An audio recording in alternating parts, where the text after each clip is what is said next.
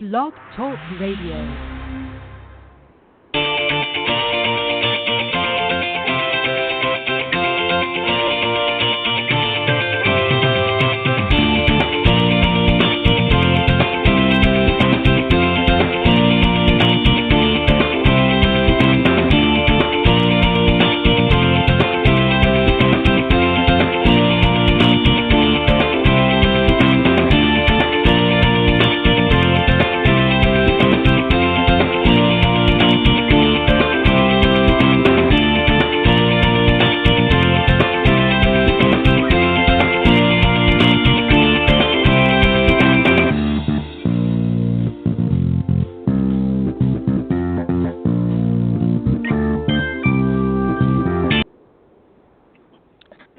Good morning, everybody, and welcome to the Women of Golf Show. I'm Ted Odorico, and right alongside, of course, is Legends Tour player and LPGA professional Cindy Miller, and we are the hosts of the Women of Golf Show. Good morning, Cindy.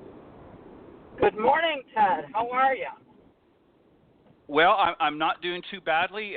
We managed to escape, I guess, a lot of Alberta. We didn't get much down here in the Panhandle area, even though they talked about us getting a lot of the worst of it, and it actually wasn't too bad. A little rain yesterday, but a little bit windy, but not bad. And it's pretty much moved out of the area, so we're grateful for that here. We've got a great show, everybody, ladies and gentlemen. So let me just first remind everybody, of course, we are live every Tuesday mornings from 9 to 10 a.m. Eastern Standard Time, unless otherwise mentioned, here on the blogtalkradio.com network. Best way to find us, of course, is go to blogtalkradio.com and type in Women of Golf, or just add / Women of Golf, and that will take you there as well. For some reason, if you can't join us live, not to worry, just go to that link and scroll down to the on-demand section, and all of the shows are there in their entirety. So if you miss one, just go to the on-demand section there on blogtalkradio.com / Women of Golf, and you can check us out there when it's convenient for you. You can also find us on iTunes.com, Stitcher.com, and now TuneIn.com as well. Again, just type in the Women of Golf, and you can listen on any of those great social media platforms. And, of course, you can always reach out to Cindy or I through our respective emails. Cindy's is cindy@cindymillergolf.com, and mine is ted.golftalklive@gmail.com. And you're also welcome to call into the show anytime you want during the live broadcast. We'd love to hear from you. The number is area code 347-945-5855. Cindy, we got a great, actually two great guests coming on this morning. First up is going to be Jenny Haglund. She's the winner of the 2018 Symetra Classic just 2 weeks ago. And then she's going to be followed by Louise Ridderstrom, who just won this past weekend's 2018 Valley Forge Invitational. We're going to have both of those ladies on this morning. But Cindy, I thought, as we both have recently discovered, the LPGA, of course, has lost one of its legends, Carol Mann, who's coincidentally has been a guest a couple of times on the show, and certainly a legend of the game. And I just thought I'd read out a couple of things here, and then any thoughts that you want to add as well. Carol, of course, was born February 3rd, 1941 in Buffalo, New York, and she just passed away May 20th here just recently, about a little over a week ago, in the Woodlands, Texas, and she was 77 years old. Interesting, something I didn't know about her, she was quite a tall woman, 6'3", which is about an inch shorter than me, so very, very tall. And she won 38 times on the LPGA, including 2 major championships, the 64 Women's Western Open Invitational, and then the 65 U.S. Women's Open. She also, Cindy, won 10 times in 1968 before becoming the LPGA president from 73 to 76. Worked as a golf analyst for ABC, ESPN, and, of course, NBC, and was inducted into the LPGA Tour's Hall of Fame and the World Golf Hall of Fame in 1977.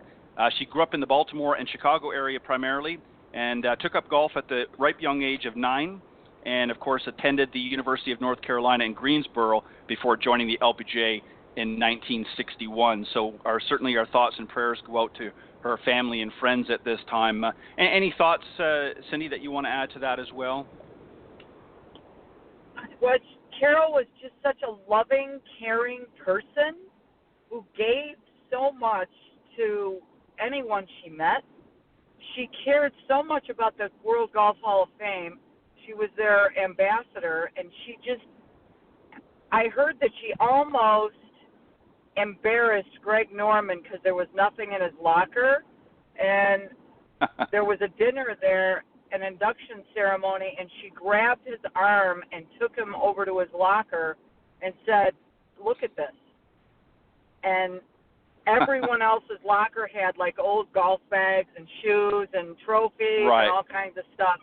And it wasn't too much longer that, Greg Norman's locker had all kinds of stuff in it because she embarrassed him.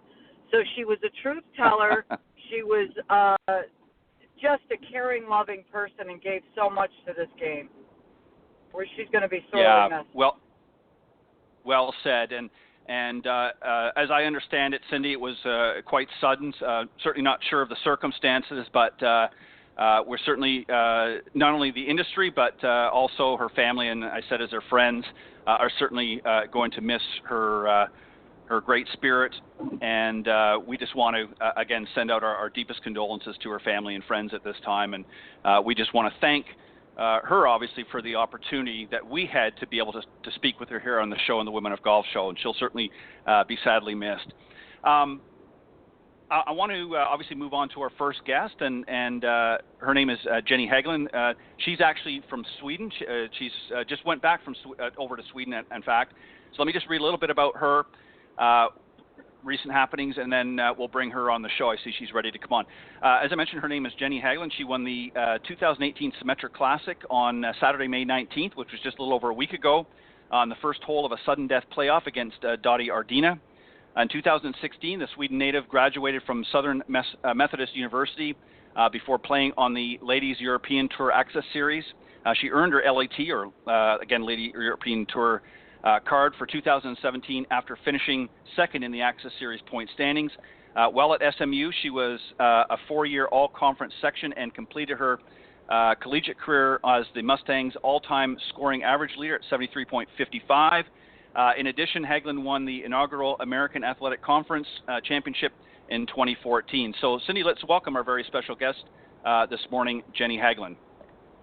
Good morning. Hello. Hello. Hi, good morning, Jenny. Hi, or good, afternoon here from Sweden. Oh, what's well, the that's time right. change? Sorry?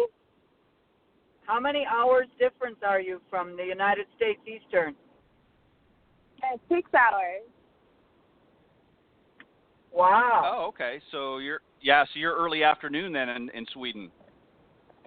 Yeah, I am. Very and good. What's the weather like now? It's perfect. It's sunny and 27 degrees Celsius, and summer is here, and it's amazing to be home. Awesome. So, how long are you there? I'm just going to be here for a week, and then I head back to play the next swing of 3 events on the Symetra Tour. Awesome. Sorry, Ted. Go ahead. No problem.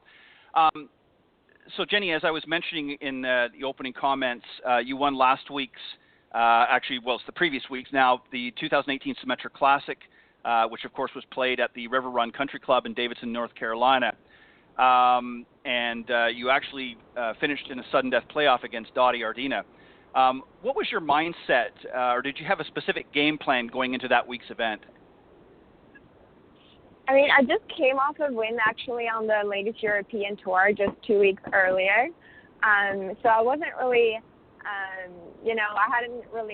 that win hadn't really sunk in yet. So I was just kind of riding the momentum and just kept doing what I've been doing the past couple of weeks. But, it was a great thing, and I really liked the event, and I'm very happy to have been the winner. Well, we congratulate you on that win, of course. Now, let me just ask you a quick question, and then Cindy, I'm going to let you ask her a question or two if you like. Now, obviously, you do a lot of travel in that. Do you find sometimes the travel gets a little bit much? I mean, you've just won the tournament a couple of weeks ago, then you've headed back to Sweden, then you're going to have to come back again. Does sometimes that long travel sometimes take its toll on you? I mean, it certainly does sometimes, but even last year playing on the Ladies European Tour, we did have a lot of travel to Asia, Australia, and all that. So just going over the Atlantic doesn't feel that far anymore. Yeah, you kind of gotten used to it, I guess. Does it get to you though, kind of living, because you're living out of a suitcase basically, sometimes weeks at a time? That kind of must get a little bit daunting too sometimes, does it? Yeah. I mean, it's nice to come home, and that's why I do decide to come home these off weeks, just to kind of land a little bit and get some rest and kind of get my mind off of golf and then see my friends from home. So for me, it's important to come back, even though the travel can be hard at times. Right. Cindy, go ahead. I know you've got some questions. Jenny, you mentioned that the week before, or 2 weeks before, you won an LET event, a Ladies European Tour event. And then you came over to the U.S. and you won a Symetra Tour event. Are you trying to play both tours simultaneously? I did have that as a goal this year, to try to play the beginning of the year on the LET, just to keep playing and get playing opportunities. But now once I won, I'm going to play the big main events on the LET, like the Scottish Open that's co-sanctioned with the LPGA, the British Open and Evian. And then the rest of the year I'm going to focus on Symetra. That's awesome. And why are you playing so well right now? What are you doing that might be different, or the confidence you've gained, or what you're working on? Can you tell the listeners? For me, I think it's just a little bit of everything kind of falling into place and coming together. I worked really hard over the last couple of years, and just being at home regularly, meeting my coach, has helped me a lot. And I've gained a lot of confidence also just by seeing my name on the top of the leaderboard, like knowing that I can be up there and play well. Were you on the Swedish national team when you were a junior? Yes, I was. I've been a part of their group, both as a girl and then as a lady amateur, and then now also with their pro thing that we have going with the coaches. They were actually out in Pottstown last week supporting us, so we do have professional camps as well. So yeah, I've been a part of that team for a long time, and it means a lot to me.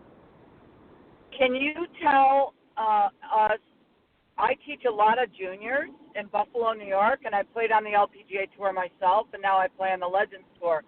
But I don't believe that some of the U.S. juniors realize or understand what it takes to become one of the best players in the world. Can you tell us a typical day at one of your camps, whether it was when you were a junior or a woman amateur or now as a professional? Actually, since we've been kind of coming together early, even when I think we started when I was 13, I was first in those types of camps. And we started also early in the morning, I would say around 6, with a morning workout. As we got older, it got more heavier, but a hard workout. And then we had breakfast, and then after that we head out to the course and had practice, all the areas before lunch, both mechanical work and also just drills and stuff like that. And then after lunch we usually played. That's great. I think very cool. Does it teach you a great work ethic and understanding of what it takes to be amazing? Oh yeah, definitely. And even as we went as juniors, we always had guests coming in. If it was a former Swedish player or a coach or somebody that's worked with someone that's been successful from Sweden, and telling us all about what it takes to become, a great player. So I feel like we're always gotten, very well educated on what it takes to work hard and become a great player. That's awesome. Go ahead, Ted. Jenny, let me ask you something, since we're talking about Sweden a little bit. What do you equate such a strong showing from the Swedes? Is golf really growing a lot because of so many good players coming out of Sweden? And what are maybe some others that we need to keep an eye for that are going to be coming over here to the United States from Sweden? What are some other great players coming out of Sweden right now? What's the secret sauce, if you will, over in Sweden that seems to be bringing out so many great players? I mean, honestly, like what I just talked about earlier, I know Louise is going to be on after me, and we first met on one of these camps when we were 13, and it was called the Solheim Cup 2017, and it was a bunch of 13-year-olds, and I would say on the Symetra right now, I think 7 of those girls that were on that camp when we are 13 are playing. And we've been practicing and meeting up, a couple of times a year ever since then. Wow, right. That's awesome. Now, as I mentioned in again, the opening comments, you actually won the Symetra Classic, but it was in a sudden death playoff against Dottie. At that point, you're no longer playing against the field. You're now playing against an individual player. So you're not looking over your shoulders anymore to see who's coming up the leaderboard. When you get into a playoff situation like that, does your mindset change on how you approach the hole? I mean, it does, and it can, and it sometimes doesn't. It kind of depends. But I won Morocco as well in a playoff, and that was a 3-way playoff. But when I was in that playoff, that was my biggest playoff so far, but a lot of thoughts come into your head, what's going to happen if I win this, if I win this playoff, it will get me into this and that. But I mean, for me, it's just important to kind of let those thoughts go and just, focus on the task at hand, hitting one shot at a time, first hitting the fairway, and then after that, hitting the green, and then after that, making the putt. So, for me, it's just all about getting into that one shot at a time and mindset.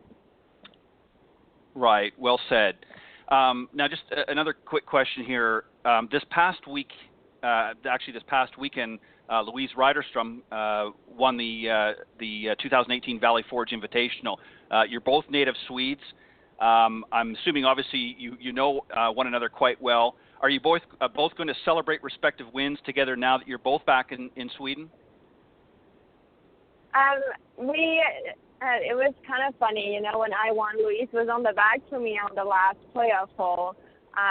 So we do know each other really well. And after that round, we sat down in the car because we were going to drive together 9 hours to Pottstown. So we had a little talk that week, and, we learned from each other, and I talked about my win and, how kind of I feel about things, and she talked about, what's going on in her head. So when she came up on top the week later, it made me so happy, and we got to celebrate with the Swedish team after in Pottstown, so that was nice. But now she's in Stockholm, and I'm in Karlstad, so we're quite far away.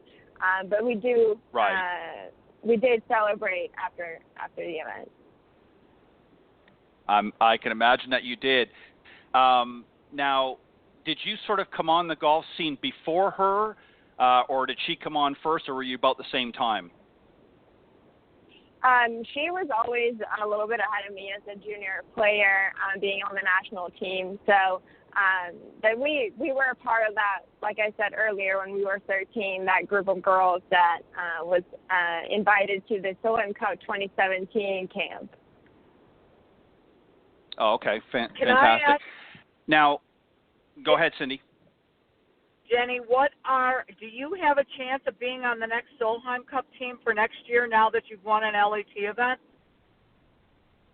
I haven't really looked into that, but I mean, I need to play really well, but I think I might have a chance if I keep on playing. Because they would definitely look at your Symetra Tour win as well, wouldn't they? Or do they only look at LAT events? I don't know that question or answer to that question. Okay. Well, definitely something I'm sure you want to find out real quick, because that could really work well as a feather in your cap for sure. So I'd be right after this interview, I think I'd be hopping on the phone and checking that one out for sure. Jenny, let me ask you something. You obviously know your game really, really well. What's your strongest part of your game, and what area of the game do you struggle most with? And I'd like for if you wouldn't mind, maybe also throw in a tip for some of the amateurs. I know you see a lot of amateurs play out there. So talk about your strong games, talk about what areas still need a little work, and then maybe just offer a tip, if you wouldn't mind, for some of the listeners out there on how they could maybe focus a little bit better, or what they could do to improve their game a bit. Okay, I'll give it a try. But my strong part of my game, I would say, is get the ball in the hole. You know, I'm a fighter. It might not always look that pretty, but I'm very good at like working with what I have and trying to make it work for that day. And if there's one thing I'd like to work more on, it's definitely my short game and my chipping, so that I can save myself any given time of the day. And if I do have a tip, let me see. I would say is if you're a girl, a junior girl or a junior amateur, I would say to play a lot with the guys and learn from them, because they are usually a lot more.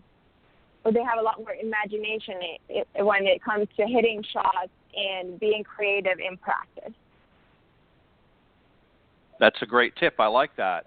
Well said. So now that you've got a couple of wins to sort of feed off and propel you throughout the rest of the season, what are you going to be focusing on? Are you going to be looking towards some of the majors on the LAT, and what about any specific events that you're really gearing up for, maybe on the Symetra Tour as well? Just for me, kind of my goal this year is obviously Symetra, hitting, you know, that every shot counts towards the end of the year. So just going into every tournament and every shot and trying to hit it the best that I can, because at the end of the day or the end of the year, that's what's going to different, you know, whoever's in the top 10. And then when it comes to the majors, I kind of see them more as a learning experience. Of course, I do want to play well there, but I see them more as, you know, a part of the process. Right. Well said. Cindy, any final thoughts or questions that you have for Jenny? If you had one piece of advice for a young girl who might be listening, who's wondering whether or not you ever have doubt or unbelief, and what keeps you going when things aren't going well, what would you tell that person? That's a really good question, actually, because that has been me many times. There's been many times I've doubted, you know, why am I doing this, and am I good enough, and I don't probably belong here. Will I ever, you know, play professional golf?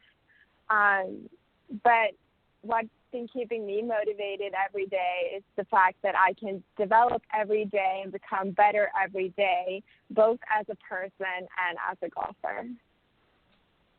It's awesome. Very Thank cool.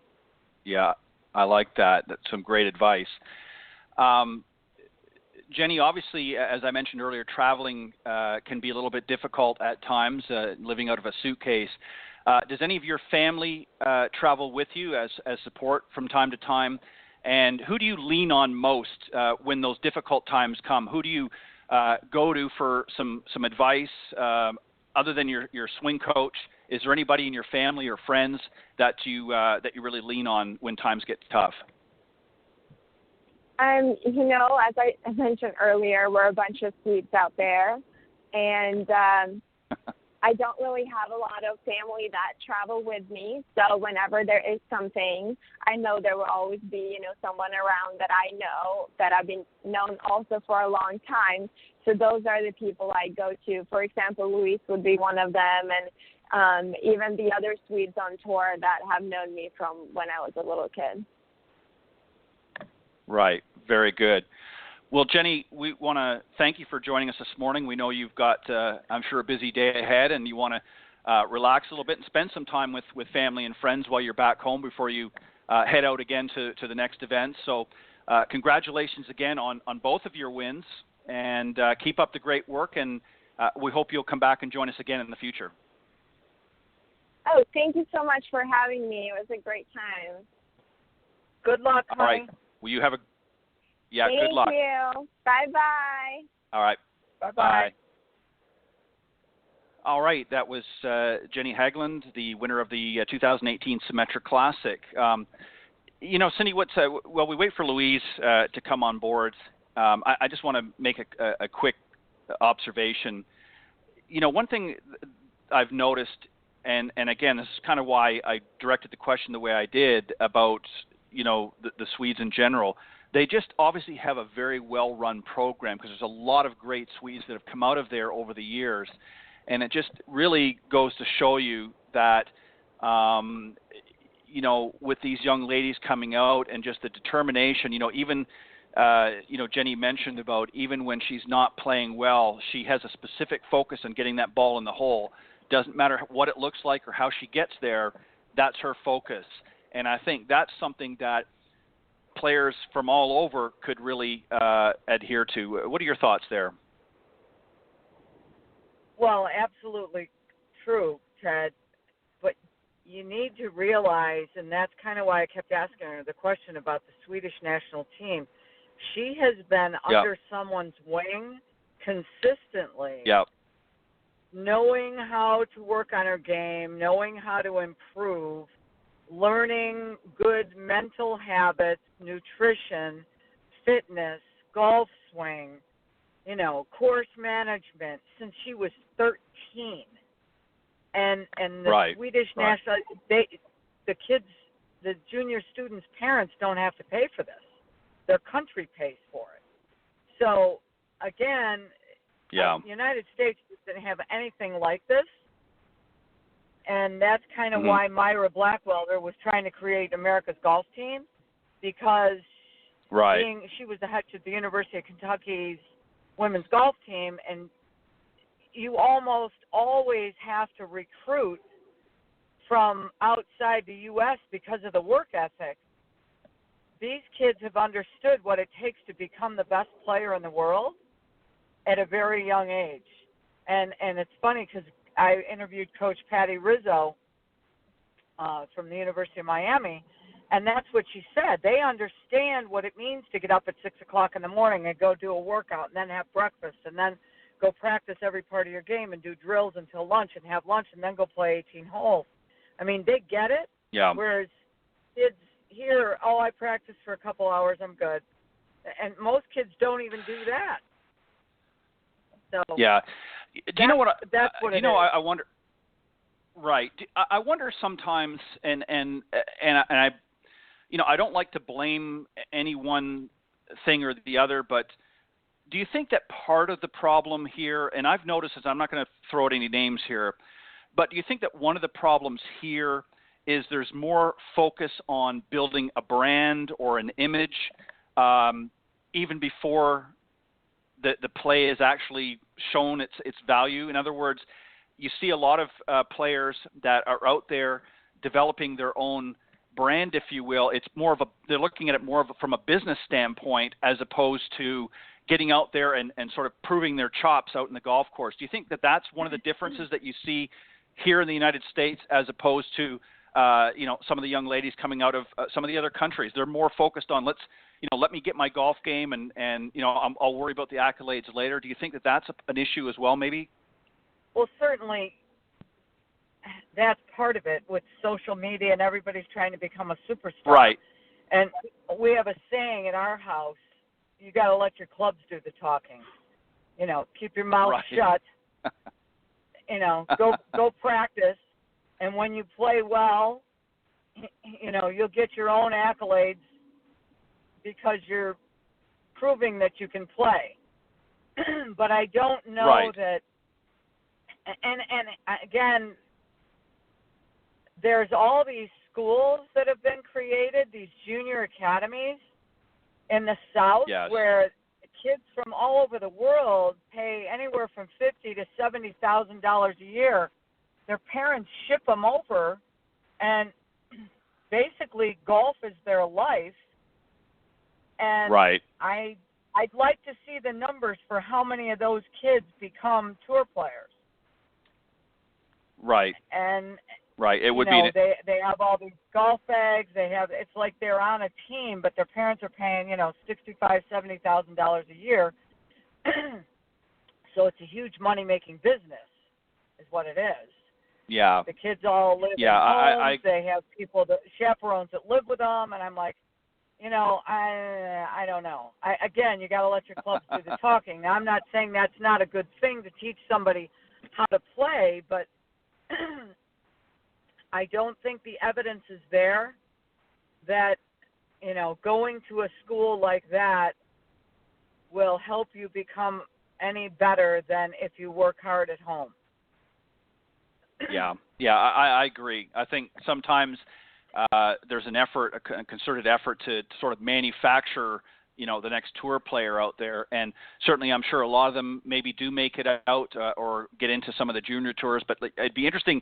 That would be an interesting stat to follow up on. I think I'm going to look into that a little bit, and maybe we'll have that on a future show as a discussion, because I think that would be interesting just to see what the numbers really say. But anyways, I want to take this opportunity. Our second guest is ready, Louise Ridderstrom, and let me just tell you a little bit about her. She won the past weekend's 2018 Valley Forge Invitational just here on Saturday, May 26th at Ravensclaw Golf Club after shooting a competitive course record of 8 under par 63 to finish the tournament at 16 under par overall.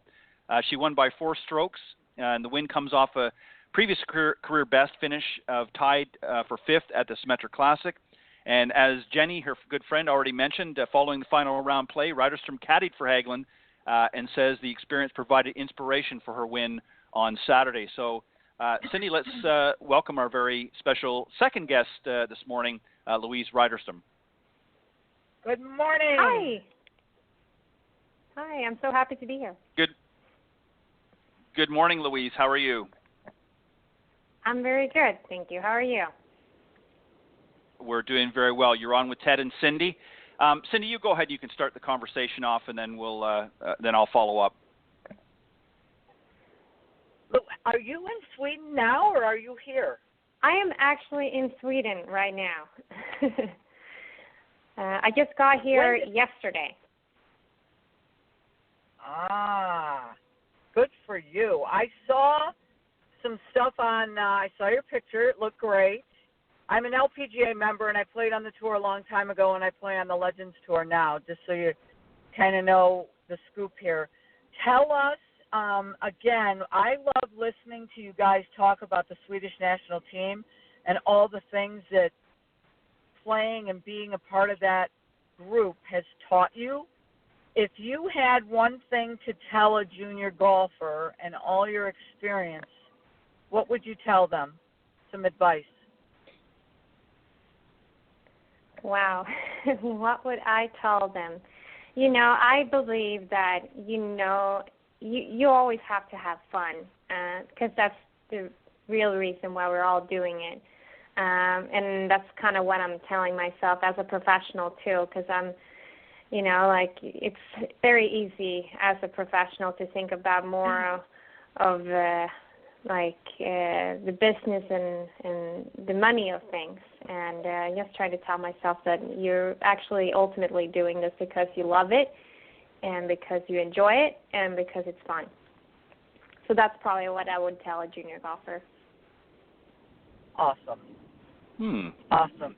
Very good. And you say that in such a way that to me, because I've been there, done that, and I've tried to get better myself for my whole life. And what do you do to get yourself out of the doubt, the apprehension, and the unbelief? How do you get yourself out of that when you're in a funk? Very good question. I actually recently experienced it because the week before I finished 5th and the week before when I caddied for Jenny in her playoffs, I actually missed the cut. And I was very much struggling with my putting that week. And I just told myself, at first, I was like, oh, my God, what's going on? I'm not good enough. Who do you think you are?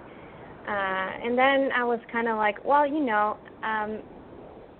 practice makes perfect. So if I just practice harder, go through my stats, I went through all the information that I possibly had about my game, how much time I spend on each part of my game practicing, and I kind of put up some goals, and I told myself maybe I need to be more careful about how I spend my time and how I practice, because I seem to practice very technical stuff in my putting, and that doesn't seem to work. So how about for the next week, just practice in a different way in my putting, and it seems to work. So I'm just trying to look at the problem and try something different, and just try to believe that will work. And for me, it certainly did, because I finished 5th, and the week after that, I won. So I totally agree and believe what you're saying, and I believe that sometimes it's not that you're not trying. It might be that we're trying the wrong things, and I believe that sometimes the committee of anybody that tells you what you're doing, and not that they criticize and condemn, but, you're not putting very well, or you're not doing this, or what's your problem, or all this stuff. We tend to become so left-brained that we're looking at technical things when really it's right-brain feel, and then your true talent can show up. Do you agree with that? Yeah. I agree. I mean, one thing that I just wanted to say, too, is that I think it's important to just be very mentally strong when you're in a slump, to tell yourself that this is not how it's going to be forever. You're just in a slum right now, and, golf is a very inconsistent game. It's hard to have consistency in a very inconsistent game. So you just have to try to believe that this is not forever. I'm going to play better soon, but in order to play better, I just need to maybe look at my practice and look, what am I actually doing? Look at like any other business would, how can I attack this problem and try to make it better? That's pretty much what I would say. That's awesome, because, again, it also takes I've got a thing called the it box, and there's 3 things in the box. The first thing is a nail, and it signifies pain, and how bad does it have to hurt before you're willing to change. And the second thing in the box is a mirror, and you have to be willing to look in the mirror, which clearly you are willing to do, which is awesome, because you said, I've got to take a look at how I'm spending my time. And the third thing is a seed, and then you have to do something about it. So kudos to you for being willing to look in the mirror and do something about it, and clearly you're getting the results. So congratulations. Thank you. Very good. Louise, let me ask you a question. You mentioned about at the very beginning about, doing what you're doing because you like to have fun. What else do you do that you enjoy doing outside of golf? What gives you a certain amount of pleasure away from the golf course on some of your downtime? Good question. I feel like all I do is around my golf game, especially this past 4 weeks when we've been on tour. I feel like you always come home late after a tournament round or even a practice round. So what do I do in my downtime?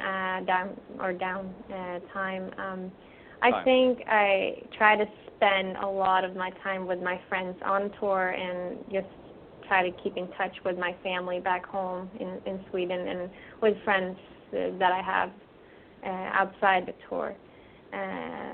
That's pretty much what I'm trying to do in my downtime. Yeah, it's and we can imagine it's not always easy, especially when you've got several weeks in a row where you've got to be tournament ready. You've really got to focus on the game, and we certainly understand that. But we all need a little downtime once in a while, and I guess that's what you and Jenny are doing right now by going home and spending some time, with your family and that. Now, Jenny mentioned about obviously you two are quite close on tour. You help one another in a lot of different ways, and you recently, as you mentioned, and as she mentioned, you helped her on the bag there for a little while, and actually equated that time to helping you with your win. What specifically has she done, since you guys have been friends, that has helped you to ultimately come out and win this past weekend? What are some of the things that she's done? How has she helped you, in other words? Well, like you said, me and Jenny are very close. We grew up together in Sweden. We've probably known each other since we were small little kids, and we both had dreams of becoming great golfers. And Jenny, for sure, I mean, she's great as a person and as a golfer.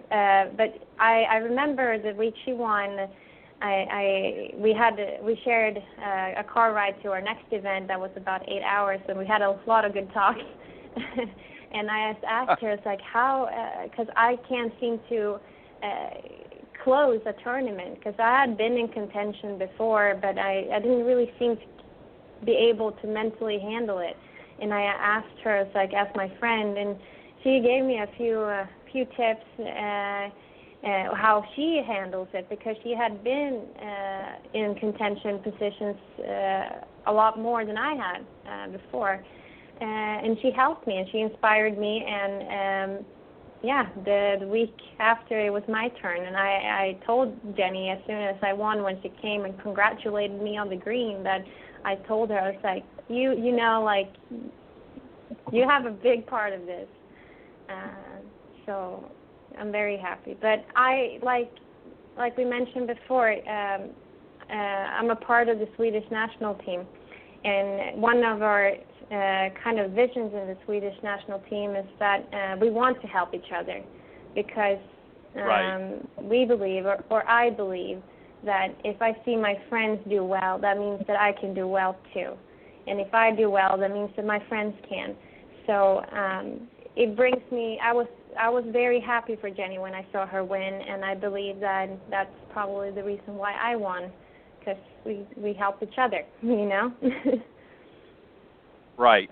Now, let me just make a quick note here.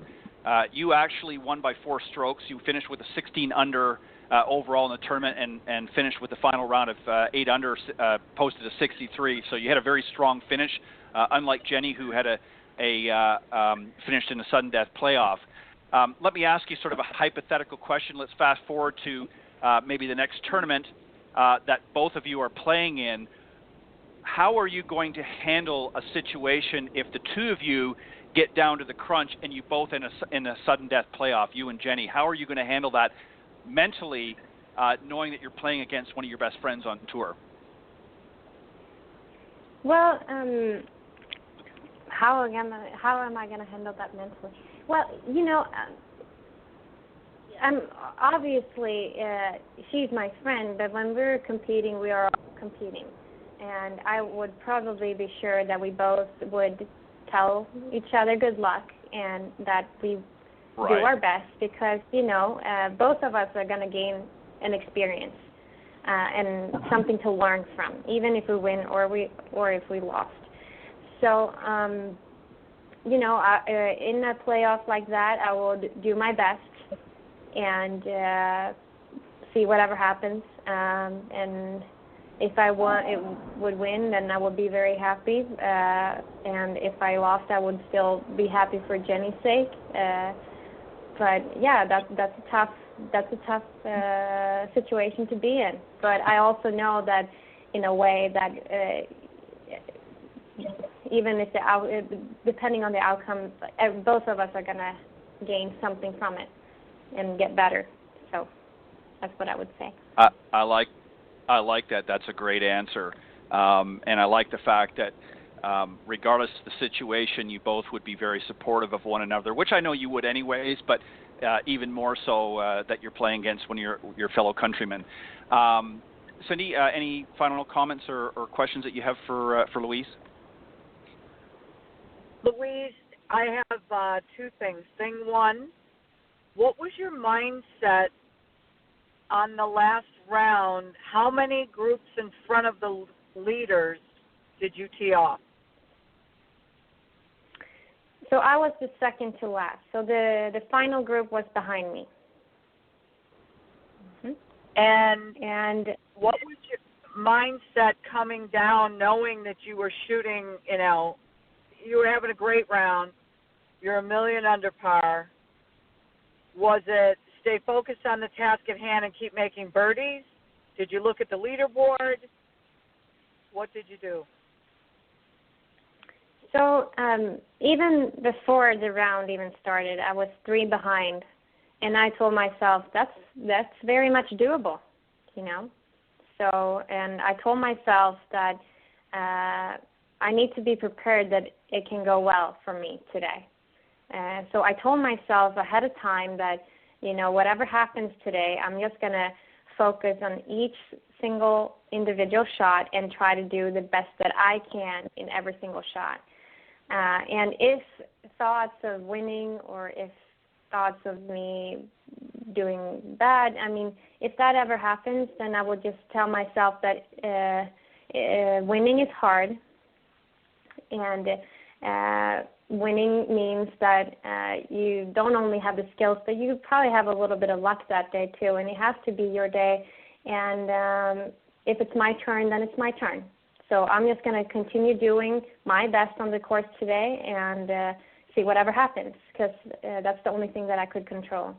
So even if I was making birdies and I was 5 under for the round after 9 holes, I told myself, well, that's great, but the round is not over yet, and just keep doing what you're doing and try to focus on every single shot and do the best that I can from there.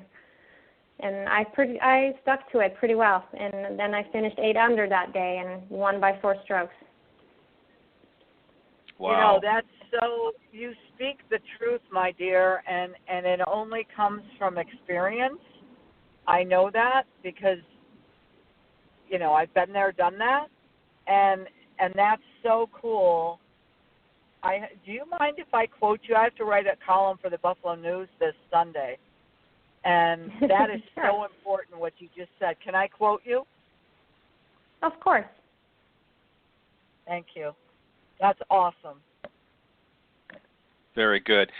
One of the things, just as we sort of come into our final phase here of the program, Louise, we talked with Jenny first this morning a little bit, and then now with you, and I think, Cindy, you'd probably agree with this. I think one of the things that I hear coming out of both young ladies' mouths is a level of confidence, and not in an arrogant way, but just a level of confidence and self-assuredness. Even in difficult times, you both seem to know that where to turn to when you need that sort of pick-me-up, and you don't look down, well, I'm playing lousy, and you don't let it get to you to the point where you're sort of sinking in a pit. You're able to turn around and pull yourself out of that, and ultimately you came through and won this past weekend, and congratulations for that. I think the mindset, would you agree, not just that, but also just the ability to self-talk. In other words, talk to yourself inside your own head to say, I know I can do this. I know, what my abilities are. And it's just a matter of time of keep putting one foot in front of the other and doing the right things. I'm going to ultimately achieve the goals that I've set for myself. Is that something that's important to you, is what you say inside, coming in, during, and even after a tournament? Absolutely. It's very, very important to me. it's very important to me to know that even if I'm doing well right now too, like next week I might not do so well. And just to know that each period or each time of playing good or playing bad is not forever, you know. You still have to make sure you keep track of your progress and make sure that you practice in a way that you believe in. And if something is not working, then you will have to change it. But kind of believe that you have the power to change something, you know. And that's for sure very important to me. Yeah. Right. What would you say? I've got to ask one question, Ted. Hang on. Sure. What would you say to some parents who push their junior student and it's all about winning and comparing to other players and putting pressure on their child? What would you tell them?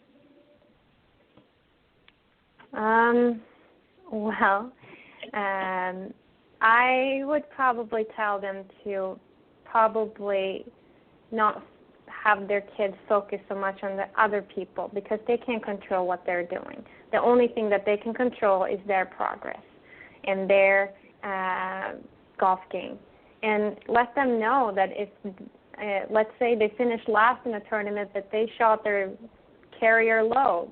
Like, that's awesome. That they should know that and should take pride in that, because I believe that you're going to get better when you see that you are getting better for your level, if that makes sense. Because, I mean, I'm thinking about Tiger. How was he able to get even better even though he already was the best in the world? Probably because he was always comparing his result to himself, you know, and try to get better from there. Right. Right, and that's a great point. Go ahead, Cindy. What would you tell parents who are pushing their child?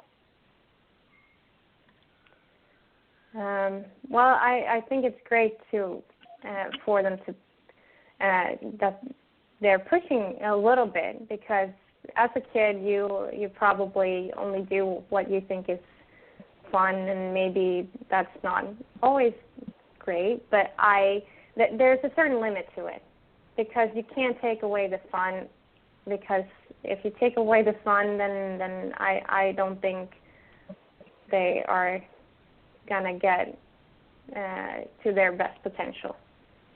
That's what I think. Yeah, I agree. I think there's a limit. Yeah, I think there's a limit. You're exactly right, Louise. I think there's a limit to how much you have to push a little bit, because sometimes, you know, kids waver a little bit and want to do their own thing. So I agree with that. You've got to push them a little bit, but you also have to be careful, as I'm sure that's what Cindy was alluding to, about pushing too much to the point where the kid no longer enjoys what they're doing and becomes frustrated or overwhelmed or you know, has a lot of anxiety out of it. So I think there's a balance that you have to find. Well, Louise, I want to thank you on behalf of Cindy. Yeah, sorry, go ahead. Go ahead, finish your thought. No, I just wanted to just have a quick example of my dad. My dad was a professional ice hockey player, played for the Swedish national team, and he obviously pushed me in my golf, but he did it in a way that he was letting me know that if you don't practice, you're not going to get better. He was trying to motivate me, but he always made sure that I also had fun, because he knew that if I wasn't having fun or enjoy the game, then I wouldn't do it anyways. Right. So I think that's in a way that pushing is healthy. Right. I think what your father was trying to do was to make it about you and not about him. And I think that's one of the problems that a lot of parents have, is when they're pushing their child too much, it's not really about the child anymore. It's becoming about them, about the parent. And I think your father did it right. He pushed you just enough to keep you motivated and keep you interested, but not so much that you lost interest or, you know, wanted to sort of give up. And obviously, I'm sure he's very proud of you know, the great player, but the great young lady that you've become. Louise, we want to thank you for joining us this morning on the Women of Golf Show. It's been very interesting, and we want to wish you, again, a heartfelt congratulations on your recent win. And we hope you'll keep up the great work, and maybe on a future show we'll get you and Jenny on at the same time and talk about the Swedish national team and just see if we can pick your brain a little bit on some of the great things that you guys are doing over there. So keep up the great work, and thank you for joining us this morning on the Women of Golf. Thank you so much, and thank you for having me. It was awesome. Congratulations. Thank you. Thank you. All right, bye-bye. Bye. All right, that was our second guest, Louise Ridderstrom, the winner of the 2018 Valley Forge Invitational.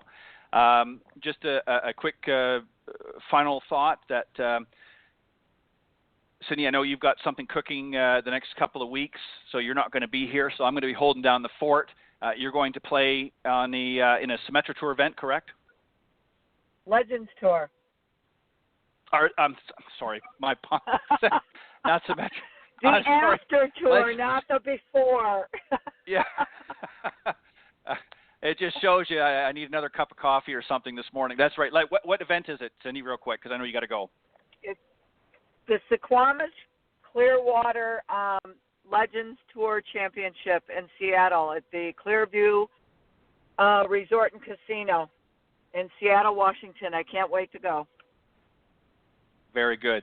Well, good luck, my friend. I know that you will do well, and you will always bring it to the golf course. So make sure you do that. Have fun. And on behalf of Cindy Miller and I, again, we want to very quickly thank our special guests, Jenny Haglund and Louise Ridderstrom, for joining us this morning from the Symetra Tour.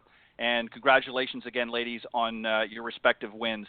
And we thank all of you, the listeners, for every week for joining us here on the Women of Golf. And we'll see you next week. Cindy's going to be off, as she said, for a couple of weeks. So I'll be here holding the fort. But sure to come back and join us on the blogtalkradio.com network. We'll see you later, and God bless everybody. Thanks. Bye, Cindy. Bye-bye, Ted.